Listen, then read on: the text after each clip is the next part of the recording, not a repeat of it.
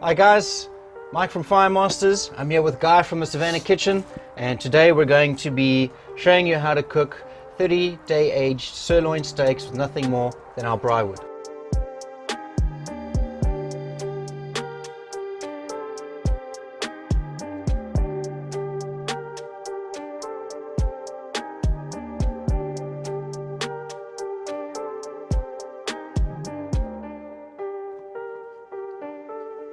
Talk us through what we're going to do today. Right, so we want to make the most of the flavour out of that wood, right? So we don't want to go and put any extra rubs or anything. A lot of you probably already do this, but I just, a little bit of olive oil, oil the steak, not the grill, or the pan, whatever it might be. Always tastes better on fire. I agree. Get that oil in there. We're going to get that fire really hot and get a nice crust on that. And just let the meat do what it needs to do. So Perfect. we'll leave that for a while, cover it up. We'll just keep it, put that back there. Alright, I guess we better light the fire. Let's go light the braai. Right.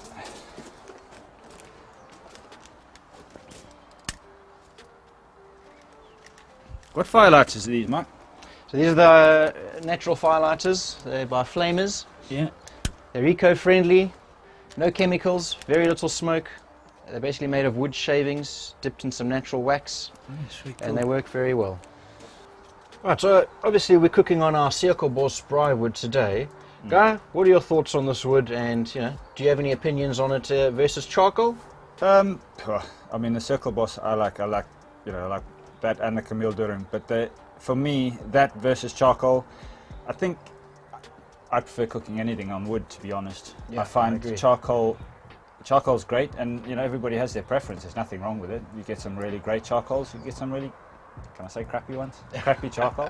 But I guess thinking a bit, you're making your charcoal when you're burning your fire, right? That's it. So when you buy the charcoal, you're losing that first burn. There's a lot of flavour, I think, that's lost in that smoke in making that charcoal. Yeah. And I think that might just be the difference when we're cooking here. To me, the wood is the ingredient. It's one of the ingredients.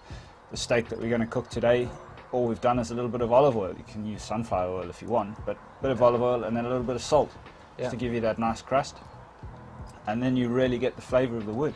Well, that's it. That's what I always say when people ask how do you do your steak. Yeah. It's salt, pepper, and a bit of braai smoke, and that's what makes the best steak. No, indeed. It's not in many people's recipes either. No. So put the wood in, 50 grams, a few more kilos than grams, I would say.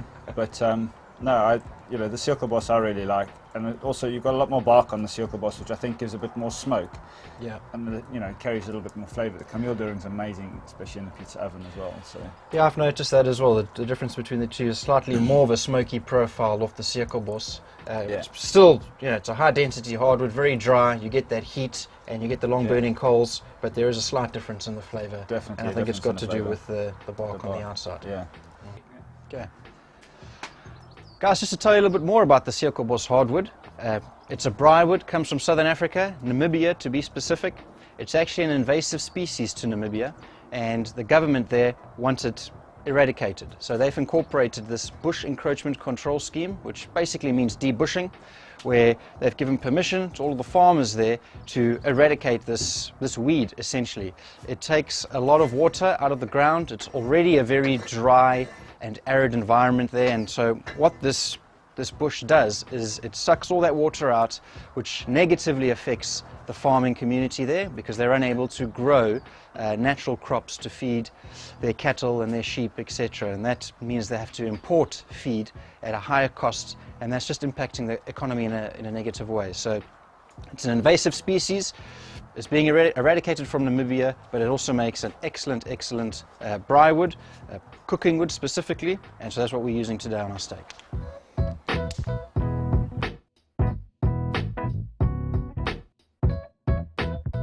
Okay, Mike, let's get this fire ready. All right.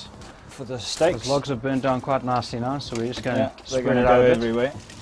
But we'll move those out so we can put our Tuscan grill on there. Right, so we're getting some proper heat off that now. You can You can tell that steak will be done very quickly. Right, So our coals are ready. It's time to heat up our grill. Today we're going to use a Tuscan grill. This particular one comes from Savage Barbecue. It's a really solid piece of kit. It's made out of mild steel. I mean, feel how heavy that is. Once that thing gets hot, we're really going to grill those steaks really nicely. that's good. Right, get that on. It's already starting. That's not going to take long to get warm. What kind of heat we're going to go for?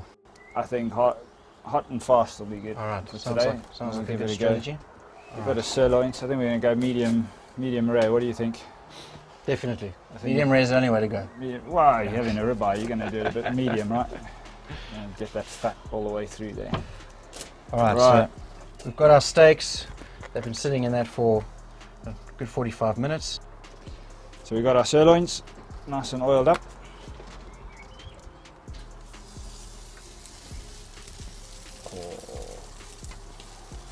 Gotta love a bit of sizzle. Oh, listen to that.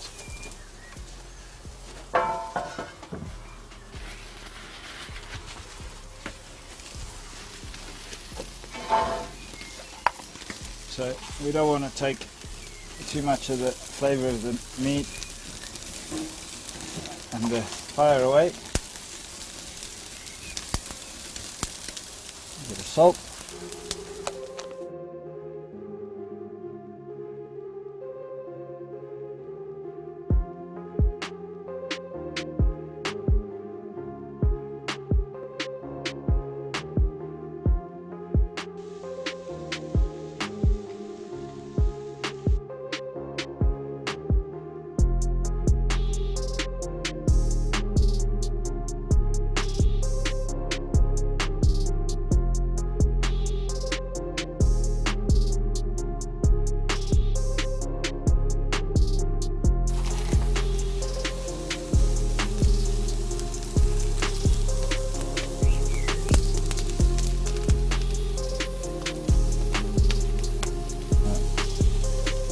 I don't particularly use thermometers all the time. I kind of look at the steak. I've got a little bit of blood coming out the top and that's running off, but now it's starting to run clear. To me, that is about good as it's going to get. Just crisp off that salt on that end. And I think that is going to be good. Let's see how good I am. Them on the board.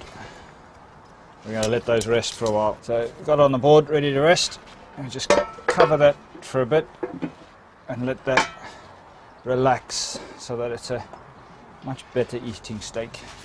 And roughly how long are we going to let it rest for, Guy? Probably give it another 5 minutes or so. All right. When there's some school of thought that said if you cook it for 2 minutes, rest it for 2 minutes. You cook it for the same time, rest it for the same time you cooked it. Yeah. I do the same with the venison.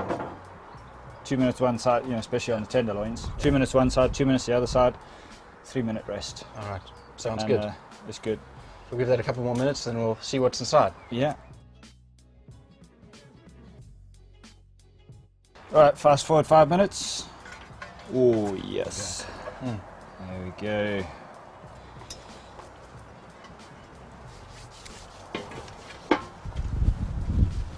You can see there's not a lot of blood coming out of that, No, not at all. but still as juicy as. Okay.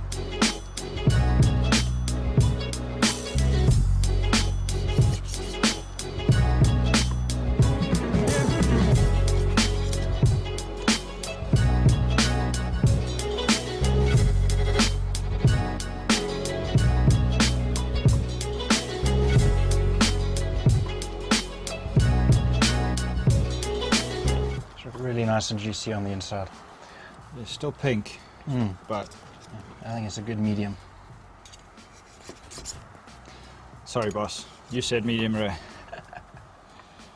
Right. Well, that's one. A little bit of salt. Always Yeah. try it without the salt first. Carry on, Mike. All right. Dig in.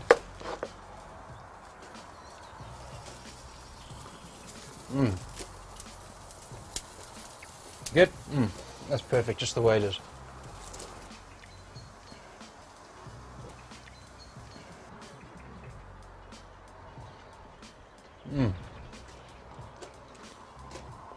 Not bad, eh? It's fantastic. It's a good working lunch. Well, there we have it, guys. A quick and easy way to do a steak on our wood fire. Guy, thank you very much. You're welcome. Thank you. It was really good. Enjoyed it. Awesome. See you guys next time.